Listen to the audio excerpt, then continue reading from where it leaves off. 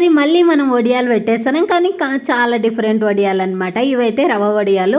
చేసే విధానం చూసేద్దాం. ఇక్కడైతే ఉప్పు, మిరపకాయలు, తర్వాత ఇక్కడ కొత్తిమీర, కరివేపాకు వేసేసుకున్నాం. జీలకర్ర వేసేసుకోండి ఈ టైంలో. అండ్ నెక్స్ట్ అయితే ఇంకా మిక్సీ పెట్టుకోవడమే. ఇలా అయితే మిక్సీ పెట్టుకోవాలా, పలుకులు అస్సలు ఎక్కువ ఉండకూడదు అనమాట. మంచి మిక్సీ పెట్టేసుకున్న తర్వాత ఇదైతే బొంబాయి రవ్వ తీసుకుంటున్నాము.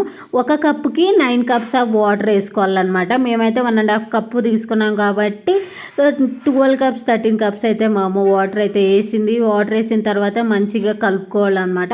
ఫస్టే వాటర్ బాయిలింగ్ పెట్టాలా. అండ్ నెక్స్ట్ అయితే మనం మిక్సీకి వేసుకున్నాం కదా కొత్తిమీర అవన్నీ, అవి కూడా మిక్సీకి వేసుకొని అవన్నీ కూడా వాటర్లో కలిపేసి మంచిగా ఈ కన్సిస్టెన్సీ వచ్చేంత వరకు అయితే ఉడికియాలన్నమాట. అండ్ గట్టిగా కాకూడదు, చాలా మళ్ళీ లూజ్గా కాకూడదు, కొంచెం ఇట్లా పోస్తే ఆగేటట్టు ఉండాలన్నమాట. ఇవి అయితే చీర పైన అట్లా పోయినకి రాదు, కవర్స్ పైన పోయాలన్నమాట.